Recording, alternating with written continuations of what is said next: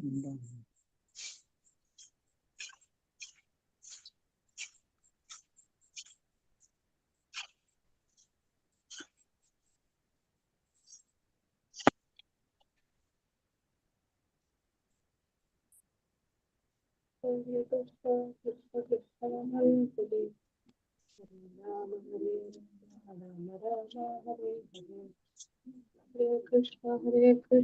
Krishna Krishna Hare Hare Hare Rama Rama Rama Hare Hare Hare Krishna Krishna Krishna Hare Hare Hare Rama Rama Rama Hare Hare Hare Krishna Krishna Krishna Hare Hare Hare Rama Rama Rama Hare Hare Hare Krishna Krishna Krishna Hare Hare Hare Krishna Mother.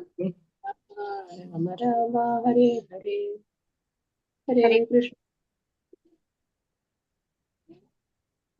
Krishna Krishna Krishna Krishna Hare Hare Hare Rama Rama Rama Hare Hare Hare Krishna Krishna Krishna Hare Krishna. Om Ajnanatimirandasya Nananjanashalaakaya Chakshurunmilitam Yena Tasmai Shri Gurave Namaha.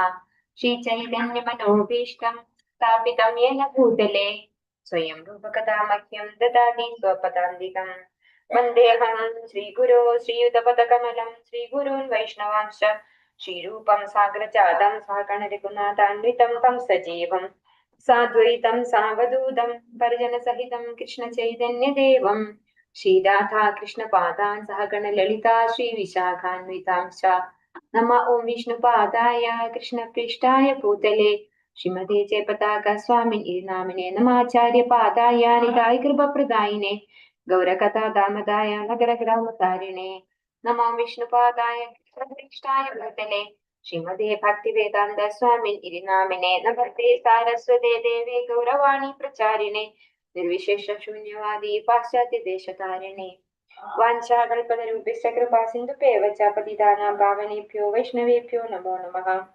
हे कृष्णा करुणा सिन्धु दीनबन्धो जगत्पते गोपेश गोपिका कान्त राधाकान्त नमोस्तुते तप्त काञ्चन गौरङ्गी राधे वृन्दावनेश्वरी वृषभानुसुते देवी प्रणमामि हरिप्रिये। जय श्री कृष्ण चैतन्य प्रभु नित्यानंदा श्री अद्वैत गदाधरा श्रीवासादि गौर भक्त वृंदा हरे कृष्णा कृष्ण कृष्ण हरे हरे हरे राम राम राम हरे हरे ഹരേ Krishna. ശിഷ്ടാർത്ഥ ഗോവിന്ദമന്ത്രി scorn മാംഗ്ലൂരിന്റെ shawl Bhagavatam ക്ലാസ്സിലേക്ക് എല്ലാ ഭക്തന്മാർക്കും സ്വാഗതം. ഹരേ കൃഷ്ണ.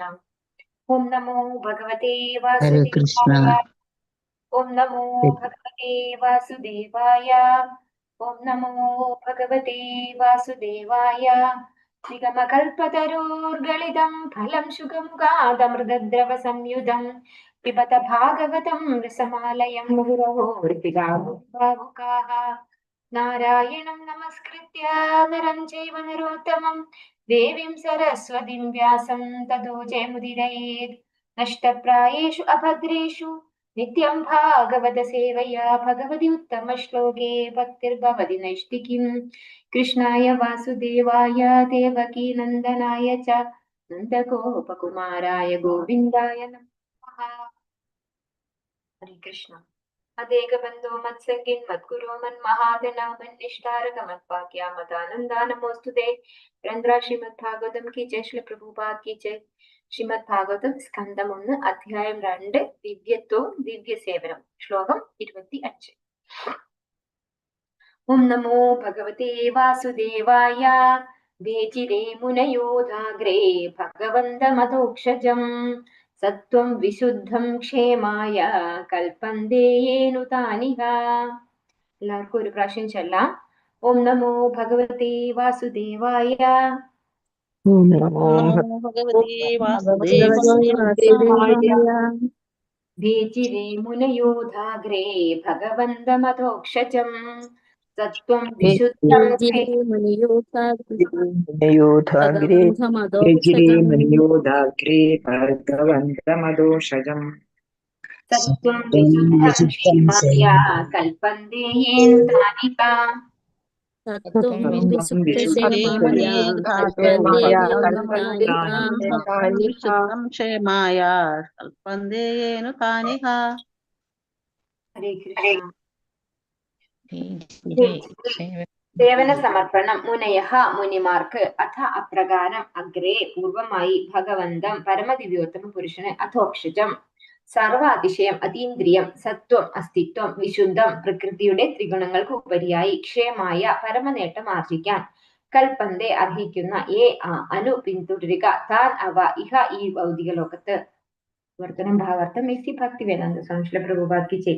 ഭഗവാന്റെ അസ്തിത്വം ഭൗതിക പ്രകൃതിയുടെ ത്രിഗുണങ്ങൾക്ക് അതീതമാകയാൽ സർവ്വ ഋഷി ശ്രേഷ്ഠന്മാരും പരമദിവ്യോത്തമ പുരുഷന് സേവനം സമർപ്പിക്കുകയുണ്ടായി. ഭൗതിക അവസ്ഥയിൽ നിന്നും സ്വതന്ത്രരാകാനും അവർ ഭഗവാനെ ആരാധിച്ചു. അവർണ്ണമുള്ള ശ്രേഷ്ഠ പ്രാമാണികരെ പിന്തുടരുന്നത് ആരായാലും ഭൗതിക ലോകത്തിൽ നിന്നും സ്വതന്ത്രരാകാൻ യോഗ്യരാകുന്നു.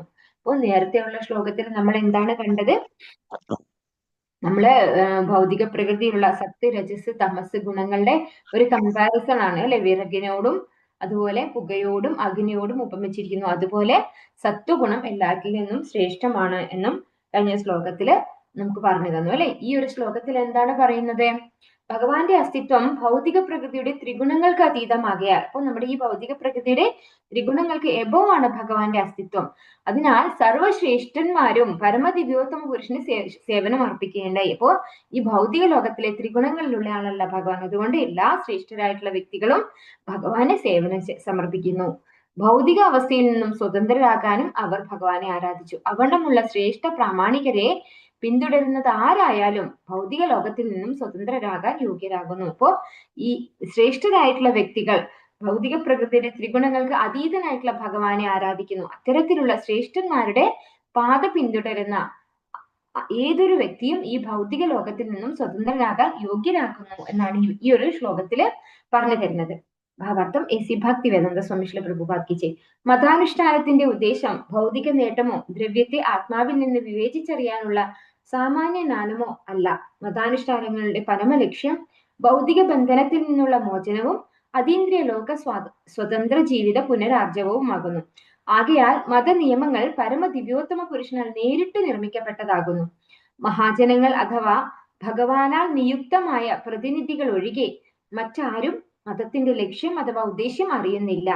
മതോദ്ദേശ്യം അറിയുന്ന ഭഗവാന്റെ വിശിഷ്ട പ്രതിനിധികളായി 12 പേരുണ്ട്. മാത്രവുമല്ല അവരെല്ലാം ഭഗവാൻ അതീന്ദ്രിയ സേവനം സമർപ്പിക്കുന്നവരുമാണ്. സ്വനന്മ ആഗ്രഹിക്കുന്ന വ്യക്തികൾ ഈ മഹാജനങ്ങളെ പിന്തുടർന്ന് പരമോന്നതമായ നേട്ടം പ്രാപ്തമാക്കണം. അപ്പോൾ ഈ ഒരു ശ്ലോകത്തിൽ എന്താണ് പറയുന്നത്?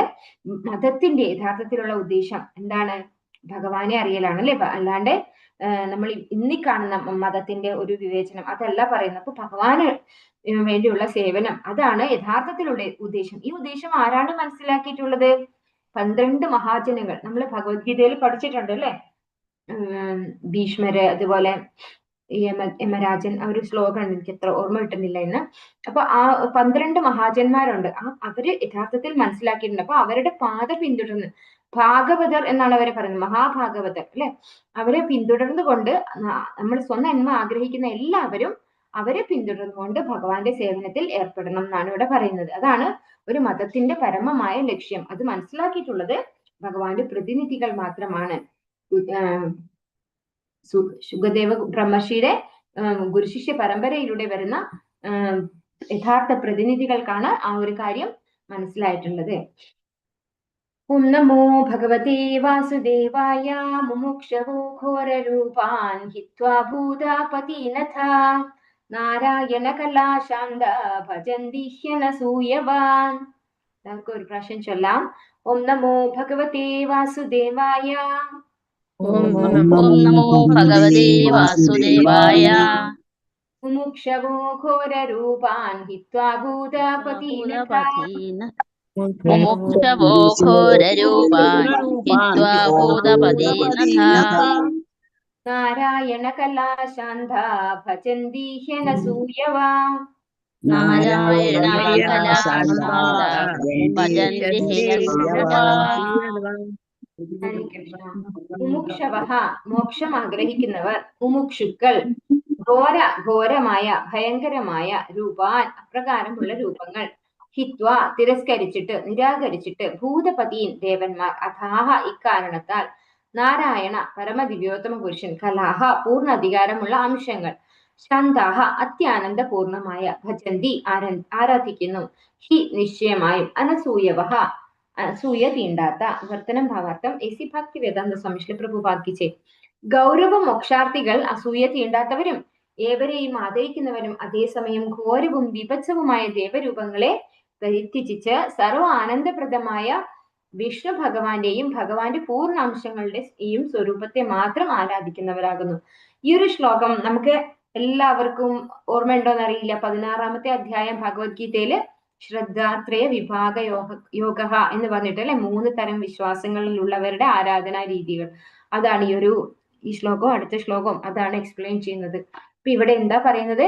ഗൗരവ മോക്ഷാർത്ഥികൾ അല്ലെ, ഗൗരവമായിട്ട് മോക്ഷമാണ് ആഗ്രഹിക്കുന്നത്. അങ്ങനെയുള്ള മോക്ഷാർത്ഥികൾ അസൂയ തീണ്ടാത്തവരും അവർക്ക് ഒന്നിനോടും ആരോടും അസൂയ ഉണ്ടാവില്ല, ഏവരെയും ആദരിക്കുന്നവരും അതേസമയം ഘോരവും ബീഭത്സവുമായ ദേവരൂപങ്ങളെ പരിത്യജിച്ച് സർവ ആനന്ദപ്രദമായ വിഷ്ണു ഭഗവാന്റെയും ഭഗവാന്റെ പൂർണ്ണ അംശങ്ങളുടെയും സ്വരൂപത്തെ മാത്രം ആരാധിക്കുന്നവരാകുന്നു. യഥാർത്ഥത്തിൽ മോക്ഷം ആഗ്രഹിക്കുന്ന മുമുക്ഷുക്കള് ഭഗവാനെയാണ് ആരാധിക്കുന്നത്, ദേവന്മാരെ ആരാധിക്കുന്നില്ല.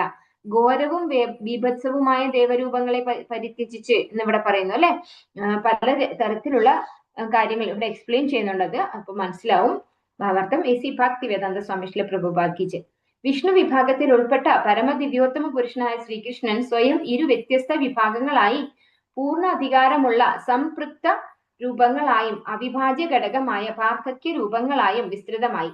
അവിഭാജ്യ ഘടകങ്ങളായ പാർത്ഥക്യ രൂപങ്ങൾ സേവകരും സംപൃക്ത അവശ്യ ഘടകങ്ങൾ സേവനാർഹരും ആരാധ്യ പൊരുളായ വിഷ്ണു തത്വഭാഗങ്ങളുമാകുന്നു. അപ്പോ ഭഗവാൻ വിഷ്ണു 2 വ്യത്യസ്ത വിഭാഗങ്ങളായി എന്ന് പറയുമ്പോൾ ഭഗവാന്റെ കലാ അവതാരങ്ങളും ഭഗവാന്റെ പാർത്ഥക്യ രൂപങ്ങൾ എന്ന് പറഞ്ഞാൽ നമ്മൾ നേരത്തെ പഠിച്ചു. ആരാണ് ഈ പാർത്ഥക്യ രൂപങ്ങള്? നമ്മൾ ജീവാത്മാക്കളാണ് ഈ പാർത്ഥക്യ രൂപങ്ങൾ എന്ന് പറയുന്നത്. അപ്പൊ ഇങ്ങനെ 2 ആയിട്ട് ഡിവൈഡ് ചെയ്തു. സംപൃക്ത രൂപങ്ങളായും അവിഭാജ്യ ഘടകമായ പാർത്ഥക്യ രൂപങ്ങളായും. അവിഭാജ്യ ഘടകങ്ങളായ പാർത്ഥക്യ രൂപങ്ങൾ സേവകരും, അതായത് നമ്മൾ ജീവാത്മാക്കള് ഭഗവാന്റെ സേവകരാണ്. സംപൃക്ത അവശ്യ ഘടകങ്ങൾ സേവനാർഹരും, സേവനം അർഹിക്കുന്നവർ, അപ്പൊ അവർക്ക് നമ്മൾ സേവനം ചെയ്യണം. അപ്പൊ ഭഗവാന്റെ കലാവതാരങ്ങളും അംശാവതാരങ്ങളും ഒക്കെയാണ് സംപൃക്ത അവശ്യ ഘടകങ്ങൾ. അപ്പോ ആരാധ്യ പൊരുളായ വിഷ്ണു തത്വ ഭാഗങ്ങളുമാകുന്നു. ആരാണ് വിഷ്ണു തത്വ ഭാഗങ്ങളിൽ വരുന്നത്? സംപൃക്ത അവശ്യ ഘടകങ്ങൾ, അതായത് ഭഗവാന്റെ ആദ്യത്തെ പൂർണ്ണ അധികാരമുള്ള സംപൃക്ത രൂപങ്ങൾ എന്ന് പറയുന്നത് ഭഗവാന്റെ തന്നെ അവതാരമാണ്. അവിഭാജ്യ ഘടകമായ പാർത്ഥക്യ രൂപം നമ്മൾ ഓരോരുത്തരും ജീവാത്മാക്കളാണ്. പരമപുരുഷനാൽ അധികാരപ്പെടുത്തപ്പെട്ട സർവ്വദേവന്മാരും അവിഭാജ്യ പാർത്ഥക്യ രൂപങ്ങളാകുന്നു. അപ്പൊ ഇവിടെ മനസ്സിലാക്കിച്ചു തരാണ്, ഈ ദേവന്മാരുമാരാണ് അവിഭാജ്യ പാർത്ഥക്യ രൂപങ്ങളാണ്. നമ്മളും അവിഭാജ്യ പാർത്ഥക്യ രൂപങ്ങളാണ്, ദേവന്മാരും അവിഭാജ്യ പാർത്ഥക്യ രൂപങ്ങളാണ്. പക്ഷെ ഒരിക്കലും ദേവന്മാര് നമ്മളുടെ തുല്യരല്ല. അവരെന്താണ്? കുറച്ച് ഹയർ ലെവലാണ് അവരുടെ ഇത് വരുന്നത്. അവ വിഷ്ണു തത്വ വിഭാഗത്തിൽ ഉൾപ്പെടുന്നവരല്ല. അതായത് ദേവന്മാരാരും വിഷ്ണുവിന്റെ വിഭാഗത്തിൽ പെടുന്നവരല്ല. യഥാർത്ഥ പരമദിവ്യോത്തമ പുരുഷന്റെ സമാന ശക്തിമത്തായ ജീവാത്മാക്കളാകുന്നു വിഷ്ണു തത്വങ്ങൾ. ഇപ്പൊ വിഷ്ണുവിന്റെ ഒരുപാട് അവതാരങ്ങളുണ്ട് അല്ലെ. ജനാർദ്ദനൻ, പിന്നെ ഒരുപാട് വാമനൻ, ശ്രീരാമൻ, അങ്ങനെ ഒരുപാട് അവതാരങ്ങളുണ്ട്. അതൊക്കെ എന്താണ്? ഭഗവാന്റെ തന്നെ അത്രയും പരമപുരുഷന്റെ അത്രയും സമാന ശക്തി മത്തായ ജീവാത്മാക്കളാകുന്നു വിഷ്ണു തത്വങ്ങൾ. കാലങ്ങൾക്കും പരിസ്ഥിതികൾക്കും അനുസൃതമായി വിഭിന്ന ശക്തികൾ അവർ പ്രദർശിപ്പിക്കുന്നു. അപ്പൊ അവരവരുടേതായ, അതായത് ശ്രീരാമസ്വാമി വന്നിട്ട് ഭഗവാനായിട്ടൊന്നും എവിടെയും കാണിച്ചിട്ടില്ല അല്ലെ. ഭഗവാന്റെ ആ ഒരു ശക്തിയൊന്നും എവിടെയും കാണിച്ചിട്ടില്ല. നമുക്കറിയാം ആ യുദ്ധ സമയത്ത് സമുദ്ര ലംഘനം നടത്തുന്ന സമയത്ത് വരുണദേവനെ വരുണൻ ആരാണ്? ഒരു സാധാരണ ദേവൻ അല്ലെ. ശരിക്കും പറഞ്ഞാൽ ഇവിടെ പറഞ്ഞിരിക്കുന്ന അവിഭാജ്യ പാർത്ഥക്യ രൂപമാണ് ആര് വരുന്നത്? വരുണദേവൻ. ശ്രീരാമൻ എവിടെയാ വരുന്നത്?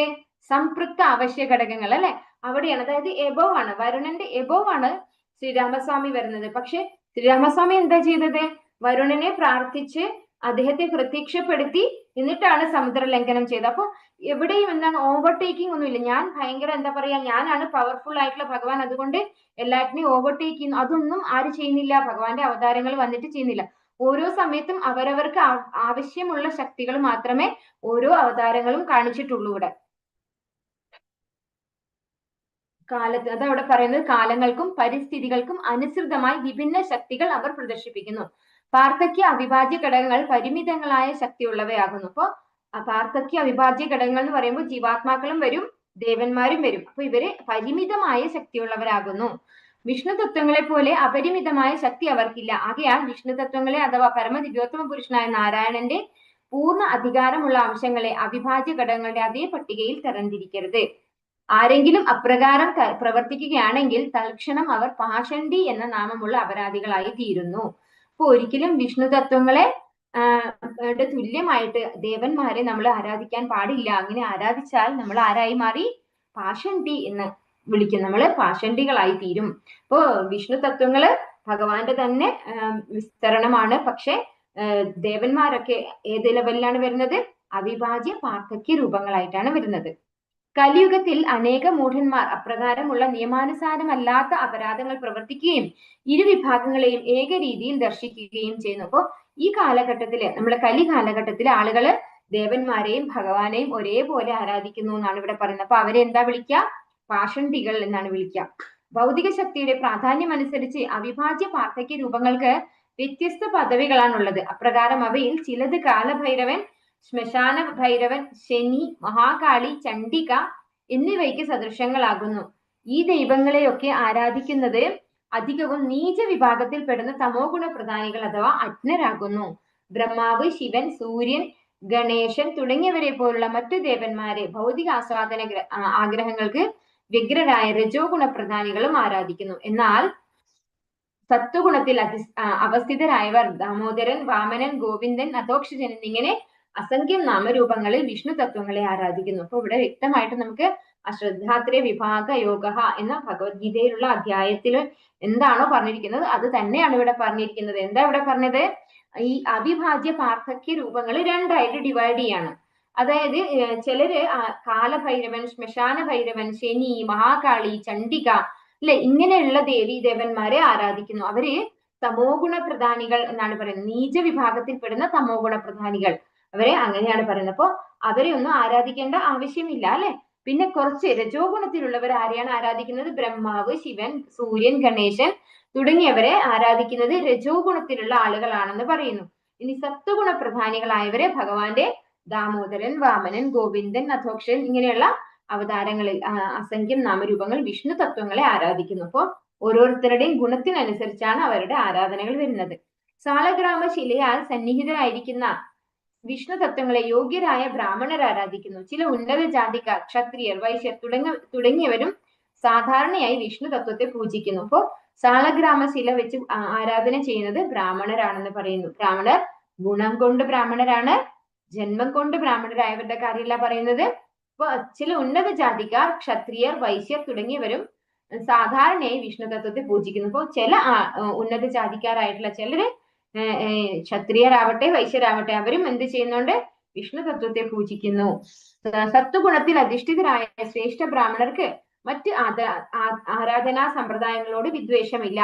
മറ്റു ദേവന്മാരും കാലഭൈരവൻ അഥവാ മഹാകാളിയെ പോലെ ഘോര രൂപങ്ങളാണെങ്കിലും അവർക്ക് എല്ലാവിധ ബഹുമാനങ്ങളും ഉണ്ട്. ഇത്തരം ബീഭത്സ ലക്ഷണങ്ങളോട് കൂടിയ പരമപുരുഷന്റെ രൂപങ്ങളൊക്കെ തന്നെ വിഭിന്ന പരിസ്ഥിതികളിലെ വിവിധ ഭഗവത് സേവകരാകുന്നു. എന്നിരുന്നാലും ബീഭത്സവും ആകർഷകവുമായ ലക്ഷണങ്ങളോട് കൂടിയ സർവ്വ ദേവരൂപങ്ങളെയും അവർ നിരാകരിക്കുന്നു. അപ്രകാരം ഭൗതിക അവസ്ഥയിൽ നിന്നുള്ള മോചനത്തെ ഗൗരവമായി പരിചിന്തിക്കാൻ വിഷ്ണു സ്വരൂപങ്ങളിൽ മാത്രം അവർ ശ്രദ്ധ കേന്ദ്രീകരിക്കുന്നു. അപ്പൊ ഇവിടെ പറയുന്നത് ബീഭത്സ ലക്ഷണങ്ങളോട് കൂടിയ കാലഭൈരവൻ അതുപോലെയുള്ള ദേവന്മാരും അതുപോലെ ദേവീദേവന്മാരും ഒക്കെയും എന്താണ് ബഹുമാനം അർഹിക്കുന്നുണ്ട്. അവരെ ആരാധിക്കേണ്ട ആവശ്യമില്ല. അവരാരും നീച ഗണത്തിൽപ്പെട്ടതല്ല, നമ്മളെക്കാൾ ഉയർന്നതാണ്. പക്ഷെ എന്തിന്റെ ആവശ്യമില്ല? നമ്മൾ അവരെ ആരാധിക്കേണ്ട ആവശ്യമില്ല എന്നാണ് പറയുന്നത്. നമ്മൾ ഭഗവാനെ ആരാധിക്കുകയാണെങ്കിൽ, നമ്മൾ ആരെയും ആരാധിക്കുന്നില്ല വിചാരിച്ചോളൂ, അപ്പൊ എന്താണ് നമ്മളെ എല്ലാവർക്കും അറ്റാക്ക് ചെയ്യാൻ പറ്റും അല്ലെ. പക്ഷെ ഭഗവാനെ ആരാധിക്കുന്നവർക്ക്, വിഷ്ണു സ്വരൂപങ്ങളിൽ ശ്രദ്ധ കേന്ദ്രീകരിച്ച് ആരാധന നടത്തുന്നവർക്ക് ദേവന്മാരെയോ അല്ലെങ്കിൽ ഇതുപോലെയുള്ള കാലഭൈരവൻ, കലിയല്ല എന്താണ് ഇവിടെ പറഞ്ഞിരിക്കുന്നത്, ശനി, അങ്ങനെയുള്ള ബീഭത്സ രൂപങ്ങളെ ഒന്നും ആരാധിക്കേണ്ടതിന്റെ ആവശ്യമില്ല. പക്ഷെ അവർക്ക് ബഹുമാനാർഹരാണെന്ന് ഇവിടെ പറയുന്നു. അവർ വിഷ്ണു സ്വരൂപങ്ങൾ മാത്രം ശ്രദ്ധ കേന്ദ്രീകരിക്കുന്നു. അഖില ദേവന്മാരിലും വെച്ച് ശ്രേഷ്ഠനായ ബ്രഹ്മദേവന് പോലും ആർക്കും മോക്ഷം പ്രദാനം ചെയ്യാനുള്ള കഴിവില്ല. അമരത്വത്തിനായി ഹിരണ്യകശിപു കഠിനമായ തപശ്ചര്യകൾ അനുഷ്ഠിച്ചു. എന്നാൽ അദ്ദേഹത്തിന്റെ ആരാധ്യ ദേവനായ ബ്രഹ്മദേവന് അപ്രകാരമുള്ള അനുഗ്രഹം നൽകി ഹിരണ്യകശിപുവിനെ തൃപ്തനാക്കാൻ സാധ്യമായില്ല. ആകയാൽ വിഷ്ണു അല്ലാതെ മറ്റാരും മുക്തിപാത അഥവാ വിമോചനം ദാനം ചെയ്യുന്ന പരമദിവ്യോത്തമ പുരുഷൻ എന്ന് അറിയപ്പെടുന്നില്ല. അപ്പൊ ഇവിടെ എന്താ പറയുന്നത്? എല്ലാ ദേവന്മാരിലും വെച്ച് ഏറ്റവും ഉന്നതനായിട്ടുള്ള ആളാണ് ബ്രഹ്മാവ്, അല്ലെ? ആ ബ്രഹ്മാവിന് പോലും എന്ത് തരാൻ പറ്റില്ല? മോക്ഷം തരാൻ പറ്റില്ല, അല്ലെ? അത് നമുക്കറിയാം. ഹിരണ്യകശിപു എന്താണ് ബ്രഹ്മാവിനെ തൃപ്തിപ്പെടുത്തി തപസ് ചെയ്തിട്ട് ആഗ്രഹിച്ചത്, ആവശ്യപ്പെട്ടത് എന്താണ്? അമരത്വം, അല്ലെ? അമരത്വം എന്ന് പറഞ്ഞാൽ എന്താണ്? ഒരിക്കലും മരിക്കാതിരിക്കുന്ന അവസ്ഥ. അത് ആർക്കാ തരാൻ പറ്റുള്ളൂ? ഭഗവാന് മാത്രമേ തരാൻ പറ്റുള്ളൂ. അപ്പൊ ബ്രഹ്മാവ് എന്താ പറയുന്നത്? എനിക്ക് തരാൻ പറ്റില്ല, കാരണം എനിക്ക് പോലും മരണമുണ്ട്, പിന്നെ മരണമുള്ള ഞാൻ എങ്ങനെയാണ് അമരത്വം തരിക, അല്ലെ? അതുകൊണ്ട് അത് കൊടുക്കാൻ പറ്റില്ല എന്ന് ബ്രഹ്മാവ് പറയുന്നുണ്ട്. അപ്പൊ വിഷ്ണുവിനല്ലാതെ ആർക്കും തന്നെ മുക്തിപാത എന്നറിയപ്പെടാൻ അല്ലെങ്കിൽ മുക്തി പ്രദാനം ചെയ്യാൻ ഒരാൾക്കും സാധ്യല്ല. ഭൗതിക ലോകത്തിലെ മറ്റ് ജീവാത്മാക്കളെ പോലെ ദേവന്മാർക്കും ഭൗതിക ലോകം ഉന്മൂലനം ചെയ്യപ്പെടുമ്പോൾ സർവനാശം സംഭവിക്കുന്നു. അവർ സ്വയം മോക്ഷപ്രാപ്തി നേടാൻ കഴിവില്ലാത്തവരാകുന്നു. എന്നിരിക്കെ അവരുടെ ഭക്തർക്ക് മോക്ഷം പ്രദാനം ചെയ്യുന്ന കാര്യത്തെ സംബന്ധിച്ച് എന്ത് പറയാനാണ്? അപ്പോ ദേവന്മാർ ഉൾപ്പെടെ മരണമുണ്ട്. എപ്പോഴാണ് അവരുടെ മരണം സംഭവിക്കുന്നത്? ഭഗവത്ഗീത 8ാമത്തെ അധ്യായത്തിൽ നമ്മൾ പഠിച്ചിട്ടുണ്ട്. എപ്പോഴാണ്? നമ്മൾ പ്രളയം സംഭവിക്കുമ്പോ എല്ലാം നശിക്കും, അല്ലെ? ബ്രഹ്മാവും നശിക്കും, എല്ലാം നശിക്കും. അപ്പൊ 2 തരം പ്രളയമുണ്ട്. ബ്രഹ്മാവിന്റെ ഒരു പകല്, പക്ഷെ രാത്രിയാകുമ്പോ ഒരു പ്രളയമുണ്ട്. അവിടെ എന്ത് സംഭവിക്കുന്നില്ല? ദേവന്മാർക്ക് നാശം സംഭവിക്കുന്നില്ല. പക്ഷെ ബ്രഹ്മാവിന്റെ അവസാനമാകുമ്പോ എല്ലാവർക്കും നാശം സംഭവിക്കുന്നു. എല്ലാവരും ഇല്ലാതെയാവുന്നുണ്ട്. അപ്പോ അവര് പോലും മോക്ഷത്തിന് ആരെയാണ് പ്രാർത്ഥിക്കേണ്ടത്? ഭഗവാനെയാണ് പ്രാർത്ഥിക്കേണ്ടത്. അപ്പൊ അങ്ങനെയുള്ള അവർക്ക് അവരുടെ ഭക്തന്മാർക്ക് മോക്ഷം കൊടുക്കാൻ സാധിക്കില്ല.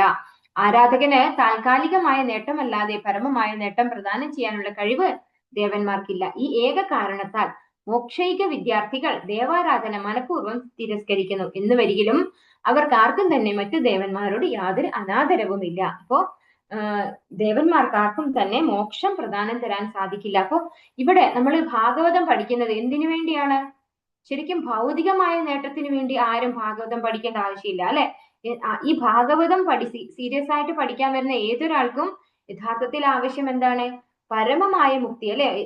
എന്താണ് ഏറ്റവും ഉത്കൃഷ്ടമായത്? നമ്മള് 6 ചോദ്യങ്ങളെ കുറിച്ച് ആദ്യം പഠിച്ചിട്ടുണ്ട്, അല്ലെ? അപ്പൊ പരമമായ നേട്ടം അതെന്താണ്? നമ്മൾ ഈ ഭൗതികമായിട്ടുള്ളത് അസ്ഥിരമാണ്, അല്ലെ? ദുഃഖാലയം അശാശ്വതമാണ് ഇവിടെ. അപ്പൊ ഇവിടെ എത്ര നിന്നാലും നമ്മൾ ഈ മരിക്കുന്നത് വരെ ഇവിടെ എല്ലാം കംഫർട്ടബിൾ ആയിട്ട് വെക്കാൻ നമുക്ക് പറ്റുള്ളൂ. അത് കഴിഞ്ഞാൽ മരിച്ചു കഴിഞ്ഞാൽ എന്താണ്? ഈ മെറ്റീരിയൽ ആയിട്ടുള്ള എല്ലാം നമ്മുടേതല്ല, അത് വേറെ ആരുടേതോ ആയി മാറി, അല്ലെ? നമ്മുടെ ബന്ധുക്കളുടെ ഒപ്പം നമ്മൾ മരിച്ചു പോവാണെങ്കിൽ നമ്മുടെ ഭർത്താവിന്റെ അല്ലെങ്കിൽ നമ്മുടെ കുട്ടികളുടെ ഒക്കെ ആയി മാറും, നമ്മുടേതല്ല പിന്നെ അത്. അപ്പൊ അത്ര വരെ മാത്രമേ ഇവിടെയുള്ള ഐശ്വര്യങ്ങളും എല്ലാം നമുക്ക് അനുഭവിക്കാനും എല്ലാം സാധിക്കുള്ളൂ. അപ്പൊ അത് കഴിഞ്ഞാൽ എന്താണെന്ന് നമുക്ക് അറിയില്ല. അപ്പൊ ഇവിടെ ഈ ഭാഗവതം പഠിക്കുന്ന ആളുകളൊക്കെ ആരാണ്? മുമുക്ഷുക്കളാണ്, അല്ലെ? മോക്ഷം ആഗ്രഹിക്കുന്നവരാണ്. അപ്പൊ ഈ ഏക കാരണത്താൽ മോക്ഷൈക വിദ്യാർത്ഥികൾ ദേവാരാധന മനഃപൂർവ്വം തിരസ്കരിക്കുന്നു. പക്ഷേ അവരാരും തന്നെ മറ്റു ദേവന്മാരോട് യാതൊരു അനാദരവും കാണിക്കാറില്ല. അപ്പൊ ദേവന്മാരെ അനാദരവ് കാണിക്കണം എന്നല്ല, ആദരിക്കരുതെന്നല്ല പറയുന്നത്, അവരെ ആരാധിക്കേണ്ടതില്ല. അതായത് ഇപ്പൊ നമ്മൾ ഓരോ ദേവന്മാരുടെ അമ്പലത്തിൽ പോയി നമ്മൾ എന്താ ചെയ്യാ? നമുക്ക് അത് വേണം ഇത് വേണം എന്നൊക്കെ പ്രാർത്ഥിക്കും, അല്ലെ? നമുക്ക് ഐശ്വര്യം വേണം, അതുപോലെ സമ്പത്ത് വേണം, അല്ലെങ്കിൽ നല്ല ഭർത്താവിനെ വേണം, നല്ല മക്കൾ വേണം, ഇങ്ങനെയൊക്കെയാണ് നമ്മൾ പ്രാർത്ഥനകൾ ചെയ്യുന്നത്. അപ്പൊ അത് ചെയ്യില്ല ആര്? മുമുക്ഷുക്കളായിട്ടുള്ള ഭഗവാനെ മാത്രം ആരാധിക്കുന്ന ആളുകള് അത് ചെയ്യില്ല. പകരം എല്ലാവരെയും റെസ്പെക്ട് ചെയ്യും. അപ്പൊ നമുക്ക് അതുപോലെയുള്ള അമ്പലങ്ങളിൽ നമ്മൾ പോകുകയാണെങ്കിൽ നമ്മൾ ഭക്തി തരണേ എന്ന് പ്രാർത്ഥിച്ചാൽ മതി. അപ്പൊ അമ്പലത്തിൽ പോകൂല അല്ലെങ്കിൽ തൊഴൂല എന്നൊന്നും പറയേണ്ട കാര്യമില്ല. പോയി കഴിഞ്ഞാൽ നമുക്ക് ഭക്തി തരണേ, ഭഗവാന്റെ നാമം ജപിക്കാൻ സാധിക്കണേ എന്ന് പ്രാർത്ഥിച്ചാൽ മതി. ഓം നമോ ഭഗവതി വാസുദേവായ. രജസ്തമാ പ്രകൃതയഃ സമശീലാ ഭജന്തി വൈ പിതൃഭൂത പ്രജേശാദീൻ ശ്രീഐശ്വര്യ പ്രജേപ്സവഃ. എല്ലാവർക്കും ചൊല്ലാം ഒരു പ്രാവശ്യം. ഓം നമോ ഭഗവതി വാസുദേവായ. ഓം നമോ ഭഗവതേ വാസുദേവായ. രജസ്തമാ പ്രകൃതയഃ സമശീലാ ഭജന്തി വൈ.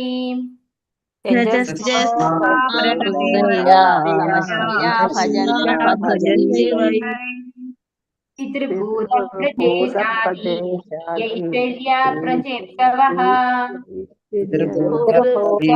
പ്രജാശാദീൻ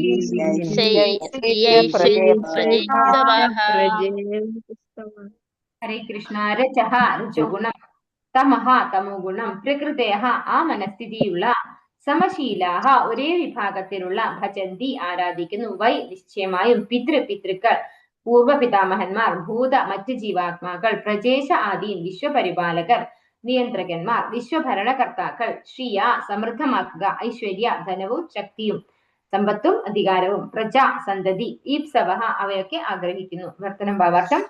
എസി ഭക്തി വേദാന്ത സ്വാമി പ്രഭുവാക്കിച്ച്. രജോ തമോ ഗുണത്തിൽ അധിഷ്ഠിതരായവർ, കന്യകമാർ, സമ്പത്ത്, അധികാരം, സന്തതി എന്നീ ഭൗതിക നേട്ടങ്ങൾ അഭിലഷിക്കുകയാൽ ആ ഭൗതിക നേട്ടങ്ങളുടെ ക്ഷിപ്രസാധ്യത്തിനായി പിതൃക്കളെയും മറ്റ് ജീവാത്മാക്കളെയും വിശ്വപ്രവർത്തനങ്ങളുടെ അധികാരമുള്ള ദേവന്മാരെയും ആരാധിക്കുന്നു. അപ്പോ രജോ തമോ ഗുണത്തിലായിട്ടുള്ള ആളുകള് എന്തൊക്കെയാണ് അവർക്ക് വേണ്ടത്? കന്യകമാർ അല്ലെ, കന്യകമാരെ വേണം, സമ്പത്ത് വേണം, അധികാരം വേണം, സന്തതികൾ വേണം. ഇങ്ങനെയുള്ള നേട്ടങ്ങൾ ആഗ്രഹിക്കുന്നത് കൊണ്ട് തന്നെ അവര് ഭൗതിക നേട്ടങ്ങളുടെ ക്ഷിപ്രസാധ്യത്തിനായിട്ട്, ഇത് നമ്മള് ഭഗവത്ഗീതയിലും പഠിച്ചിട്ടുണ്ട് അല്ലെ, ദേവന്മാരെ വിളിച്ചു കഴിഞ്ഞാൽ അവർ പെട്ടെന്ന് പ്രസാദിച്ച് അവർക്ക് വേണ്ടുന്നത് കൊടുക്കും എന്ന് പറയുന്നുണ്ട്. ക്ഷിപ്രസാധ്യത്തിനായി പിതൃക്കളെയും മറ്റ് ജീവാത്മാക്കളെയും വിശ്വപ്രവർത്തനങ്ങളുടെ അധികാരമുള്ള ദേവന്മാരെയും ആരാധിക്കുന്നു. അപ്പൊ അങ്ങനെയുള്ള ദേവന്മാരെയും അതുപോലെ പിതൃക്കളെയും ഒക്കെ ആരാധിക്കുന്നത് രജസ്തമോ ഗുണങ്ങളിൽ അധിഷ്ഠിതരായിട്ടുള്ള ആളുകളാണെന്ന് പറയുന്നു. ഭാവാർത്ഥം. എസി ഭക്തി വേദാന്ത സ്വാമി പ്രഭുപാദിച്ച്. ഭഗവത്ധാമത്തിലേക്ക് മടങ്ങിച്ചെല്ലാൻ ആത്മാർത്ഥമായി ആഗ്രഹിക്കുന്ന ഒരാൾ ഏതൊരു വിഭാഗത്തിലെയും ദേവനെ ആരാധിക്കേണ്ട യാതൊരു ആവശ്യവുമില്ല. ഭൗതിക ആസക്തികളിൽ ഭ്രാന്തമായ ആവേശമുള്ളവർ അല്പജ്ഞാനികളായവരെ ഉദ്ദേശിച്ചുള്ള താൽക്കാലിക നേട്ടത്തിനായി വ്യത്യസ്ത ദേവന്മാരെ ആരാധിക്കുന്നുവെന്ന് ഭഗവത്ഗീത 7:20-23 വ്യക്തമായി പ്രസ്താവിച്ചിരിക്കുന്നു. ഭൗതിക ആസ്വാദനങ്ങളുടെ തീവ്രത വർദ്ധിപ്പിക്കുവാൻ നാം ശ്രമിക്കരുത്. ഇപ്പൊ ഇവിടെ ഭഗവത്ധാമത്തിലേക്ക് നമ്മൾക്ക് പോകണം എന്ന് ആഗ്രഹം ഉണ്ടെങ്കിൽ നമ്മള് വേറെ ദേവന്മാരെ ഒന്നും ആരാധിക്കേണ്ട ആവശ്യമില്ല. പിന്നെ ആർക്കാണ് ആരാധിക്കേണ്ടി വരുന്നത്?